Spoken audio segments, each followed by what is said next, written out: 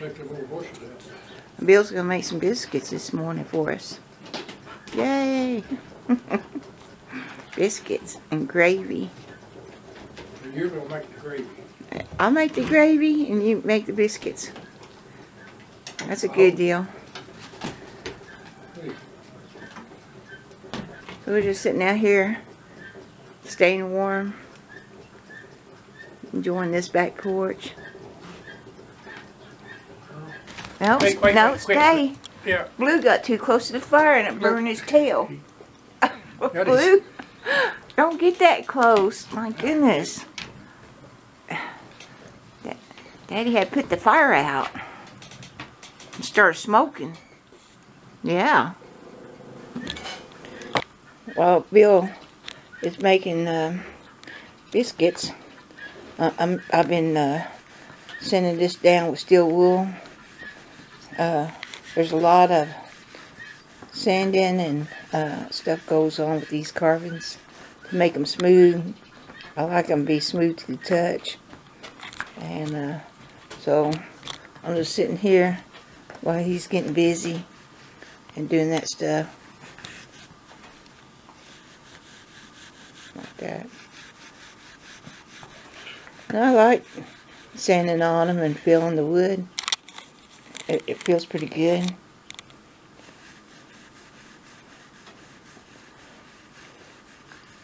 It always seems strange that, you know, I got my hands all over this and cutting it and doing all kinds of stuff to it.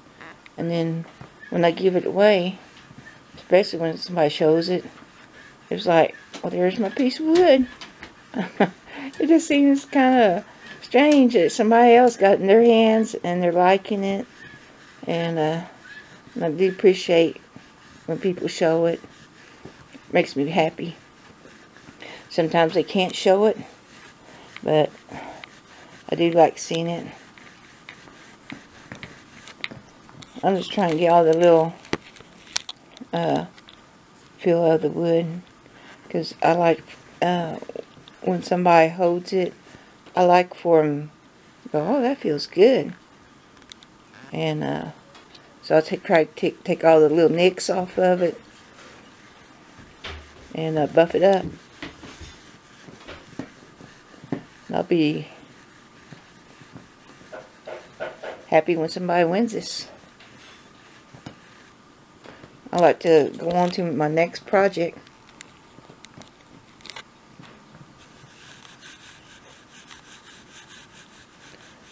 You know, make something else. I'm going to stay out of the cold this morning. I'm going to sit in here with that warm fire and buff this thing out. I can feel it, the little bumps on it with this steel wool. And I'll rub it until I don't feel it no more. But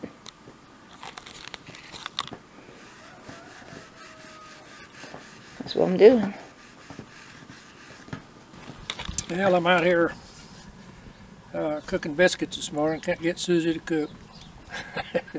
She's working on her carving early this morning. She's going to do the gravy and eggs later and get the bacon and sausage ready. But I was going to talk about when her people moved out here in the late 1800s. There was another family that come in here, probably ahead of them, but the fellow's name was Oliver Lee. They come from over in West Texas, I believe, but anyway, they come from Texas. They brought cattle in with them and become ranchers over here. There was a lot of empty land. Wasn't many people over here about that time.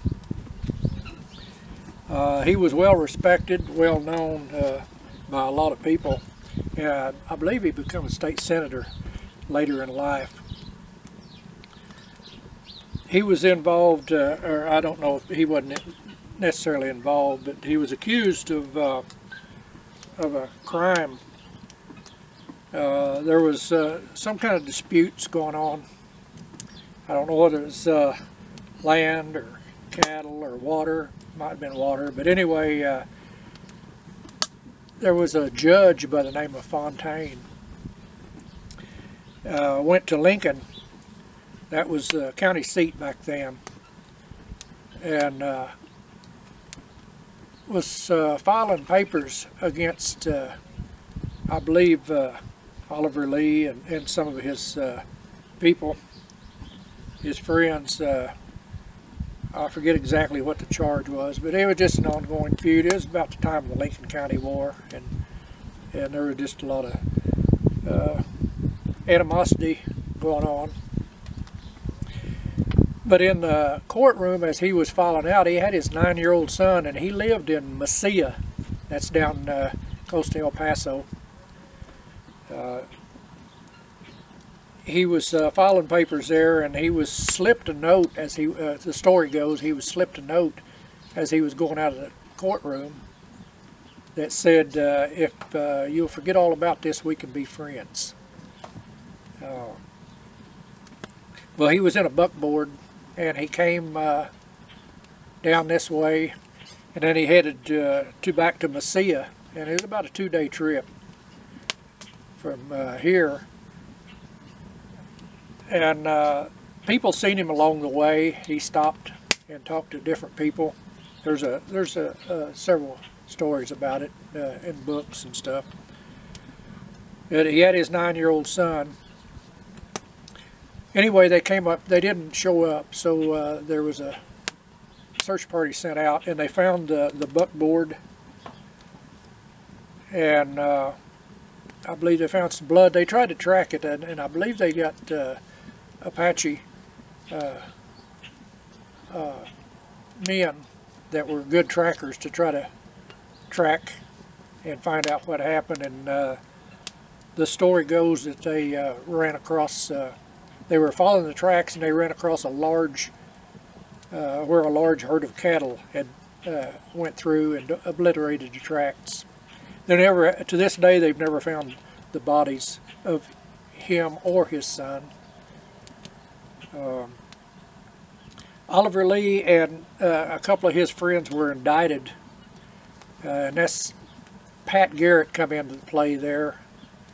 He was trying to bring them in. If any, I guess everybody knows who Pat Garrett was. He was the one that's supposed to have killed Billy the Kid. Anyway, they eventually turned themselves in. They had a shootout down at one of his ranch houses south of here, and the story is that they bested the posse. He was supposed to have been pretty good with a gun, accurate from the back of a horse. Anyway, they finally turned themselves in over at a town called Hillsboro, and that was another county seat, and they had the trial over there, and they were acquitted. They went before a jury, and everything was. But to this day, the bodies have never been found. But there's a lot of country out here to hide something in, and a lot of old mine shafts and canyons that people just haven't seen a lot of, and a lot of it's closed off now because of the government land and military land. But that's the story, and that about the time Susie's people came in, it's when these people showed up. There's probably books in the library. The judge's name was Fontaine. I don't remember his first name, but he was well respected. They both were, but there were just a lot of animosity going on about that time. There was a lot of fighting over water rights back then, and there still is somewhat, but there a lot of people come up missing over water rights and land rights back in those days. But that's all there is to it, and I've got to check on the biscuits. That's all for right now. Thank you for watching. I come out here with Bill, sit out here. It feels so good. He's got a nice warm fire going, He brought the coffee pot out here, keep it warm. So it feels pretty good. Just gonna sit here and have our coffee. And then in a little bit I'll go get some bacon. There's Belle. She wants to sit with her dada. Yeah.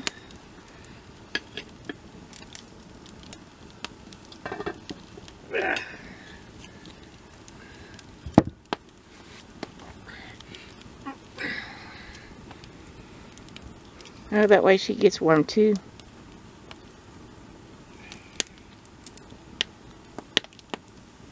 Coyotes are really hollering this morning. I heard them. Ben's been having a barking fit. One was just right across the road. Yeah. Real close. He's resting from his barking fit over there. Oh, yeah. Yeah, he's tired. He's been guarding the yard. Well, what happened, I think it was a year or so ago, people was having coyote roundups, or what would they call it? Coyote hunts. Hunts. Yeah, they were seeing who could shoot the most of them. And a lot of people was against it. Well, a lot of people was for it. They were having prizes. Some of them was up north of here, but some of them was around here. We're kind of on the fence about it. You know, I don't go along with killing stuff for sport. You know, if you need the food, that's all right. But you know, that's up to other people. You know what they want to do with their life. But anyway, we do get overrun with coyotes real bad.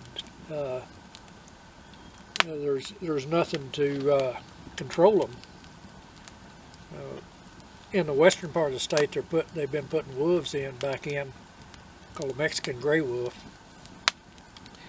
and they kill coyotes and eat them. They'll eat them. They're really enemies, and but they're cutting back on the elk population over there is what I've seen, real bad. And there's people called outfitters that you can hire to hunt elk and deer and different things. Javelinas, there's a lot of javelinas over in the west. There's some over here. But the outfitters are losing a lot of business, and I think the state's kind of getting concerned about it because there's a lot of revenue comes in from the outfitters. People come from all over the United States to hunt out here, and they pay big bucks to go on these hunts. And so it's kind of controversy back and forth. But anyway, they haven't had one of those coyote hunts around here that I know of in quite a while. There was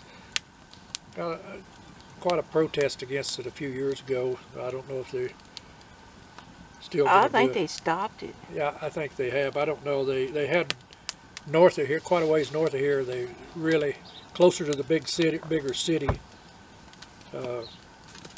they had a big protest about it. People in the cities are usually more against stuff like that. And, you know, they're not used to seeing it. And, yeah, but once they stopped it, we're starting to get yeah, way too many coyotes. Yeah, we've been out on horseback, and she's got films of it where they stalked us. We generally just holler at them. The dogs try to go at them, but we usually try to keep the dogs back.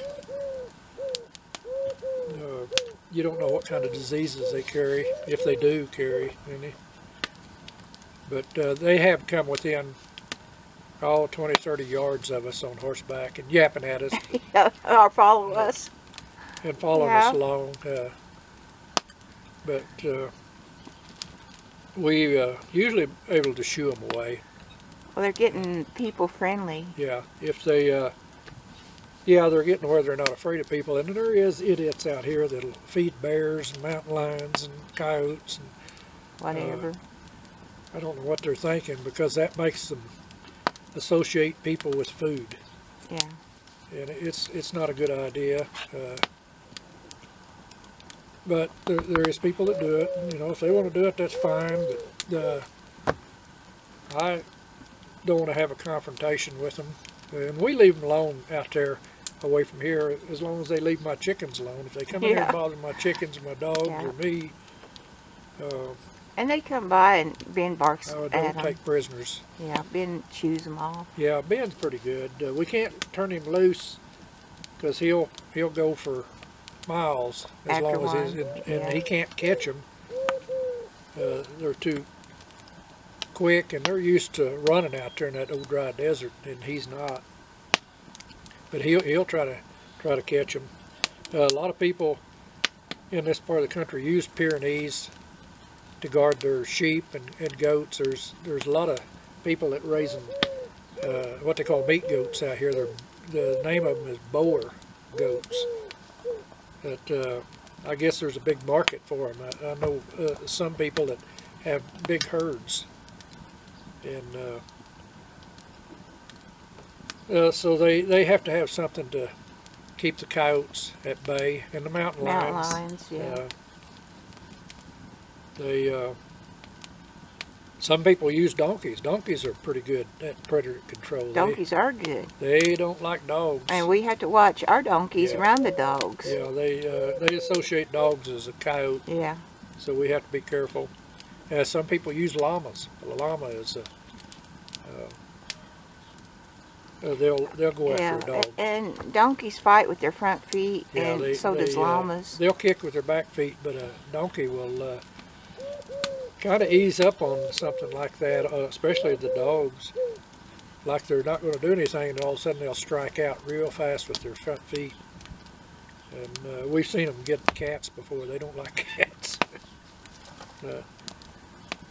And our donkeys are not mean. They don't kick or bite, bother us, but they associate coyotes and dogs as the same animal. Hey. She wants up there. Come on. Oh. Tiger's eating grass. Oh. But we've had a lot of them this morning. Here, in this time of year, they're moving around a lot. It's cold, and they're... Yeah, it seems like we hear more and more, though. They're more in the wintertime. In the summertime, when it's hot, they're out real early sometimes before we get up yapping. And when it starts getting hot, well, they go to the shade. We've had them, we were leading the horses one time, walking away from a water hole on foot. And we had watered the horses out here. And I just happened to look up to my left, and they were within probably 15, 20 feet of me. It was a whole family. It was a male and female and about 3 or 4 pups. And teenager dogs. Yeah, and then coyotes. Kind of, you know, pre-litter pups that were probably like we would call them teenagers. And they didn't associate us as humans because we were so close to the horses. We were walking, you know, right there with our horses, leading them away from the water hole. Until I spoke, I looked at them. I said, "Well, there's some coyotes." And when they heard me, well, they scattered. But it wasn't that they were not afraid of us. They didn't really see us. We blended in with the horses pretty well when we were walking, and that happens. But they ran when I spoke, and I took off. But they will. They can be dangerous. There's been a lot of people attacked by coyotes. But when they had that coyote hunt, it really kept the population down. Yeah, it did. I mean, they didn't wipe them out or nothing, but no, it kept them down. Yeah, the government does the same thing.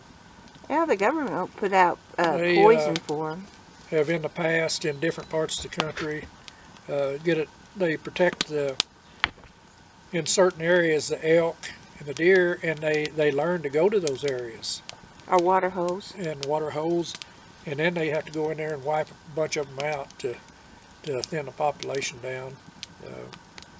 And when there's no real answer to it. Yeah, when we go out, there'll be a sign by the water hole that there's poison out. Yeah, you've got to really be careful around they tend to put it out around water holes where cows congregate. I've talked to the government trappers, and that's what they like to do, because the coyotes come in there and try to snatch a calf when the cows are all bedded down around a water hole. So if you come out in this part of the country, and yeah, usually they're supposed to have signs out, big red or orange, blaze orange signs that warn you about poison, but not everybody adheres to that policy. Yeah, if we go to a water hole, that's where we're going to take the dogs. Yeah, you know. Yeah. We stopped at one a long time ago. We were on a trip, and we pulled off the side of the road and let the dogs out. And when we got back in, get something in their mouth. Toby, we had him. He was young then. Toby started gagging and coughing and really acting sick just real quick, so we stopped, pulled back over about a mile or two down the road, and let the dogs out. And he started eating grass, just gorging on grass, and then he threw this stuff up, Yeah, threw he the threw poison up. up, and he was got over it real quick. But that doesn't happen all the time. He was smart enough to know to throw up. That's why they do that, to get rid of something in their stomach.